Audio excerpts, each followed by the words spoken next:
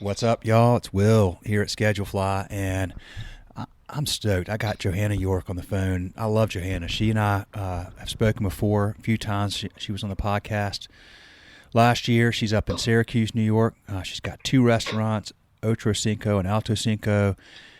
She's just got just a cool story. Hardworking, great person, and Johanna, I appreciate you taking the time. I really enjoyed the conversation we had last year. I have a lot of respect for you, and I've had you in my thoughts, so Same. I appreciate you doing this.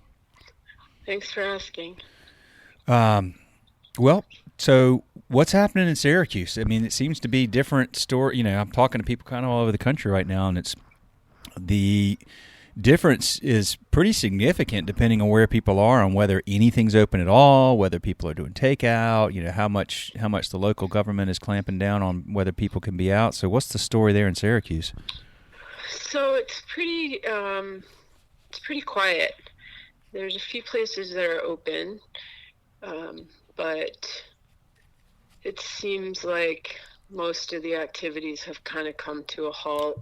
I'm sure, as in most places, there's a lot more activity of people in parks and walks doing that kind of stuff. But there's only a few places that I see that are still serving takeout. We are not doing that in either location. We're completely shut. You are? Okay. Did you try it Yeah. for a bit, or did you just decide? We did. Okay. We did. And it was going okay, but as it became more and more pronounced, the severity of the virus, it just seemed like the best thing to do for everybody was to just stay home. I struggled with that decision, and I had a few really hardcore employees that wanted very much to stay open.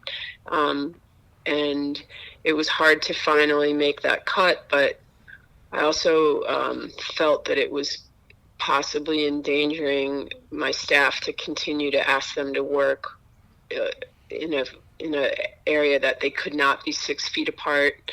And also we didn't have enough separation from the customer either. The delivery was going well, but it just seemed like when people were coming in to get their food, we had to clip that because it was just not a safe distance. And then we were doing it from a window, which we were lucky to have, like an outside window that you could walk up and order. But it just seemed like the last couple days of it, there was a lot of panic and people that I could tell were visibly uncomfortable being at work. So I made that decision, and I don't regret it. It's a hard decision, Johanna. And I independent restaurant owners around the country you all have really gotten hit hard, and you've had to make very tough decisions with a lot of information changing quickly. Correct. I don't know how I would have handled that. I have the utmost respect for all of you, and for the looking out for the greater good and doing what you did it's a heroic thing, to be frank. It really is. And I've heard a lot of people that have done that. How long do you think it will be, or do you even have a sense? Do you all have any plans about when you may reopen? I feel like what we're moving towards today is to try to be open sometime in June, to have our takeout business going again. Takeout and delivery only. I think it will be sometime before the restaurant itself will be operational again. By that, I mean the bar and the sit-down dining area. I think that's just going to be off that's not going to be on the horizon for us for a while. I think the most important thing is we just got to get our kitchen back in place and start doing our takeout and delivery and see what happens for the next period of time until it's, the safe distance thing and how we could separate out tables in the dining room and give people the right space so they feel comfortable again, which I know it will happen. I don't think it's never going to happen. I just think it has to be feeling safe for everyone. Yeah.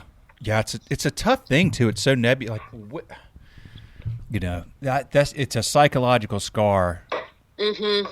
And we'd have no template for this. We have no basis for this. We have no precedent for this. It's a strange territory for everyone. Everybody feels differently because there is no, who knows? Like, is 6 feet? I mean, I went on a walk this morning. I was like, my wife's like, are you, did you come across anybody's, I was like, yeah, but I'm going a long way away. They're going, like, who knows though? But like, is 6 feet? It's like, I mean, like if it were, it would be easy, but it's like, it could be, you need to be 3 times that, or maybe it's really hard to understand. So I guess well, this is what I would say for our protocol is we're going to be having everyone wear a mask. Yeah. We're going to try to protect all of the workers by having space. I can't guarantee that it's going to be exactly 6 feet between each person because, of course, in the kitchen there has to be some, you got to cross over. Yeah. You need things from certain areas that are tight together, but we'll try to have a better working distance, and we will try to be informed on the daily of anything additionally that we can do besides regular sanitation practices and every hour hand washing. But when we do get operational again, we definitely are going to be less than half the staff. So we'll have a very small crew of people because we only have to man one kitchen. And that will be a challenge to figure that out, but we'll do it. And then I think we'll have some time for the next, let's say, the interim period before we can be fully operational again. We'll just have time to work together in a smaller group of us and hopefully just keep the doors open, because I can understand, I feel why some businesses probably just go under during something like this, because it's overwhelming and you just don't know how you're going to get through, and then having such a decrease probably because of the distancing laws. I mean, I'm sure we can have great days and evenings of takeout and delivery, but our restaurant was built in stages, and the rent has grown through those stages. And now to have just at least to be operational and to have the one kitchen and be able to pump out food, I feel we're lucky that we can do that. Well, the business wasn't built as a takeout and delivery, that's for sure. So, I mean, okay. So a couple things I want to ask you about. First of all, tell me about rent. I mean, are you able to, or your landlord, I mean, how does that work? Great. My landlord has been great. He's just been vocal to say we're in this together and not to feel any pressure. So I'm not really sweating that. Okay, good. He's a really good guy. Yeah, he's a really great guy. So I feel like both of my landlords are just, it's not even an issue. I've been a long-term, I think, good tenant, so there's no, they know this is going to take time. And I also feel like there's just a general feeling of support for whatever we can do to help get everybody back in business. That's what the neighborhoods want. We all want to see people open, but we need to do that responsibly. And I feel the worst thing we could do is rush into this and then end up with some second wave, or, if, at this point, I don't know of any of my staff that have this. So that's a relief. And I'd like to keep it that way. More importantly than anything, money or any of that. You can't put a price on that. That's just been the number one goal. I don't want people to get it. I don't want to give it to anybody. I don't want to put the idea of making money somehow first. I mean, we need to get our staff back to work, and they need to be healthy. So I'm not in a rush to, determine. I mean, I think that's going to come maybe state by state, but it's not like this is over. Everyone's sick of it, but it's still around, Oh, for sure. No. I mean, hopefully a lot of the measures we're taking are helping significantly. But we don't know. There's so much we just don't know. We're just making educated guesses right now. Well, let me ask you, did you go through the PPP loan process? Yes, I did. Tell me about that. Who's your bank? Yes. Okay, so I use my local bank is called Adirondack Bank. Adirondack Bank, okay. And I went through them, and I actually just signed all my documents yesterday. Okay. So I got approved. Congrats. For the loans. Yeah, so there's a lot of relief that comes with that. And there certainly is a lot of questions also that come with it, because all of a sudden there's this huge, there's going to be a significant deposit into the business account to then take the next step is to pay my employees that have been furloughed and pay, get up to date with my rent and my utilities. The biggest question that has been on my mind was how to get caught up with my vendors. So that was something that the loan doesn't cover. So yes, like 75% has to be payroll, right? Correct, and then the other 25 is rent. But how do you, utilities. If you start, how does that work though? Because if you get it, I don't know, whatever. Let's just say you got it tomorrow. You got 8 weeks, right? So if you that's correct, pay 8 weeks, and then right, then what happens when you Well, I guess the part would be once you get the funds, you have only 8 weeks to distribute them as of today. That's the law. I believe that the law was put in effect to prevent people from putting their staff on unemployment, and it didn't happen fast enough. So what I think the program was supposed to do was create this whirl of all of a sudden you're going to get funding so you don't have to lay anybody off.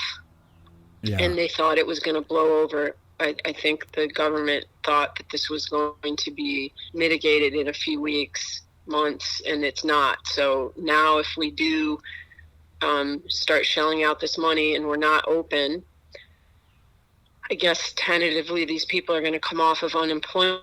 But then I would hope in 8 weeks that we would be operational and most of these people would want to come back to work. It's another question whether or not I would need them to come back to work, because the level of our business could be much less. And if the social distancing stays in effect, then it will be a harder impact on certain businesses, namely, restaurants. Yep. And I don't know how we'll manage that, but long term, I don't know. But like in the interim, we'll be able to at least, get the takeout and delivery going. Well, I know I have seen a lot of push for this legislation to change, where that 8 weeks is extended to 12 weeks. I hope so. Yeah, gosh, I hope so. Yeah. There's that, plus the push to have the clock not start until you open again. Right. Now, I don't know how that's determined, if your people are open for just takeout versus, I don't know. But I mean, have you heard of this IRC, Independent Restaurant Coalition, that's been formed? No. Check it out. I'll send you the. Okay. I'll cool. tell you. It's saverestaurants.com. Oh, okay. And Tom Colicchio, is one of the people that kind of got behind that early. There's a few of these celebrity chefs that are behind it, but they've got you can go sign a petition, and like they have it set up so that when you you put in your name and your zip code, and then it says, boom, here's your congressman, here are your 2 senators. If you put your name here, we'll add you to the list. And it's like, I don't know, just as a few days ago, they had like 25,000 signatures a few days ago. I'm sure that's increasing a lot. To extend that law. Yeah, so go to that site and it'll tell you all the exact things that they're pushing. Oh, cool. They have an executive director now, some lady in Charleston, South Carolina, but she's been a lobbyist. She's been in D.C. She knows the political landscape. Her name escapes me, but I know she's in Charleston, South Carolina, and I think they're doing a really good job so far. So it was really neat to see that because independent restaurants are so fragmented, and there's no, the National Restaurant Association is doing a good job, but their interests have typically lied in helping the big chains who have a lot of, they have a lot of equity or credit, if you will, with the NRA, the National Restaurant Association, and independent restaurants are just, it's a different story. So. Wow, that's crazy. Johanna? Yeah. Oh, I thought I lost you for a second. Yeah, sorry. Wait, the NRA has a connection with the National Restaurant Association? No, I say, so the National Restaurant Association is also the quote NRA, but when you say NRA, obviously everybody thinks of the National Rifle Association. That's why I always clarify. I say NRA, I'm like, okay, no. That's the National Restaurant Association. But so check that out. Anybody listening, check that out. There's they're very focused on IRC, Independent Restaurant Coalition. They're very focused on what independent restaurants need. I think it's primarily for restaurants that have like maybe fewer than 500 employees, or I believe I remember seeing something like that. But so definitely check that out. Throw your name on there. Get your team to do that too. Send them out a note on ScheduleFly. Tell them to go jump on there. Okay, great idea. Yeah. Yeah, tell them to sign it and tell them to pass the word. That thing will just keep growing, and y'all need a voice, and you need a strong voice, and you need these folks to understand the difference between, what a large chain with thousands of locations needs versus what somebody with 2 locations in Syracuse needs, because what you need is very similar to somebody with 2 locations in Boulder, Colorado, and St. Augustine, Florida. It's very similar, and so I think they're doing a good job of advocating for that. Yeah, I think the thing that's crucial about the restaurant industry is when we reopen, we need to fill our coolers, and all of our kitchens have to come back to life with food and ingredients. Expensive. And that's expensive. Very, yeah. Yeah. Many thousands of dollars per location for sure. So that's a big risk. Have you thought about going in and paring down your menu, simplifying your menu, simplifying your ingredients? Okay. Oh, absolutely. Yeah, I think everybody seems to be doing that. Yeah. Looking forward to doing that. And I'm working on that on the daily. As bad as this sucks and as hard as this is, are there any silver linings or any positive things that are coming out of this? Yes, I think there are. I think that we're going to be able to get back in business. It'll take a little time, but we'll get there. And I think when that happens, we're all going to be very mindful of waste. And I hope that the people who return to work are going to be there because they really want to work. Yeah. And I am looking forward to having a menu that's more manageable.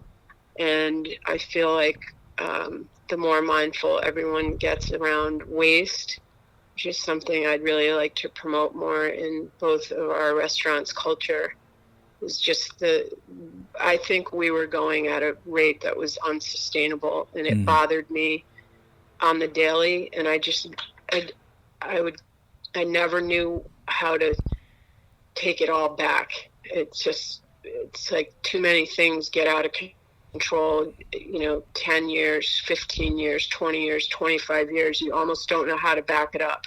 Yeah. And you start with one thing. And usually it starts like every first of the year, I'll start with one mission of like, we got to stop wasting so much paper. We got to stop wasting so much time with people that don't really want to work. We try to cut costs in certain ways every year by taking a look and comparing certain vendors. We switched a lot of our to-go containers since the last time I spoke to you to all plant-based containers, which is incredibly expensive, but the right thing to do. And, within the whole, I guess, the microcosm of the restaurant world, there's just so many things to focus on every day. And maybe this interruption in everything for everybody, it's just giving you a clearer look on, hey, what do I really need to use to get the business that, I need or want to do every day. And then taking a step back and looking at where you get those things, how many of them you get, and deciding some kind of fair market price. That's the work that I want to focus more on. And maybe through this, it's given us a few people a really good look at that and how we can manage it better, because I think we can all do better. Yeah. And make better choices of how we run our businesses and the effects that it has on our local economy and even in the bigger sense. Love it. Totally agree. It does present a lot of those opportunities, and it's good that you're focused on those and trying to capture those while you can, because this is a time to do it. And, I think that the consumer, let me ask you this. Are you hearing from a lot of your customers saying, oh my gosh, we are really cooped up and we cannot wait to come back? Well, I think there's a little bit of that going around on social media, but I physically go to the restaurant almost every day, and I put some notes up on the window, and I look for people in the neighborhood. I just ride my bike around, and there's just indicators. I feel things. I know I miss so many people, and I hope they miss us. And I think we'll get it going again. We're going to get it going again. It's just going to take a little while. Well, I think one thing I'm hearing, and this is just through talking to friends and family, the consumer is reconsidering who he or she does business with, I think, right now, because we have time to think about that. And so in some weird way, this could, long-term could be a good thing for well-run, thoughtful, intentional local businesses like yours, because people understand when you can't have that, how much you miss it. And right. Yeah, some normalcy. Yeah, and if people have less disposable income going forward, then right. they're more thoughtful about where they spend that income. And the local independent restaurant that's been there, that's done good things for the community, I believe has a huge advantage over the random chain that the money stays in the economy locally. The people know you, people know your team. It's just, I think in a weird way, it could be really good for those of you that have run your business well, that have a good plan, and they're able to come out on the other side of this. Or I hope that's the case. I agree. Well, you are, you're an inspiration, Johanna. I appreciate the time. Thanks, very much. We're so thankful. Never been more thankful than to serve the audience we serve as we are right now, because the stories that are coming out of this, the way you all look at this, the decisions you're making that are, sometimes tough personally, but good for staff, good for the community. Just, it's very inspiring. and we hope that on the other side of this, y'all are better, stronger, wiser, and gosh, hopefully we'll get a vaccine or something for this, so we don't. But hey, maybe this is. Hopefully, this isn't prep for something even worse down the road one day. But right, let's hope not. I also want to thank you for just again the service that Schedule Fly has provided for us during this time. It's the easiest and the best way for us all to stay in touch, and it has been really utilized. Oh, and good. It's great. It's just a great tool, as always. Never thought of Schedule Fly being something that may be helpful for mental health, but actually we've been talking about that now, because when people are isolated like that, they need to feel connection. God. And so if you've lost your job or you've been furloughed and you're home and you miss your team, I never in a million years where I thought, well, maybe it'll help people just with mental health one day, but I really think that's one of the big benefits totally. right now. Yeah, so. It's a great way to keep it going. Well, good. Well, if that's our small part, I'll take it, because we're really proud to serve y'all. We're thankful to serve y'all. And as you know, if you ever need anything, you know where I am. Thank you, Will. Do me a favor when you have a chance, no rush, but go to our Instagram page. You'll see that I'm throwing up selfie pics of everybody that we're interviewing. So when you have a chance, shoot me something over, and we'll put it up there when we post your episode up. Okay. Quarantine selfies. If you got some of those socks, throw those socks. I remember I think you sent me a picture of some socks one time. Maybe put those on, or something, those fly socks, if you still got them laying around.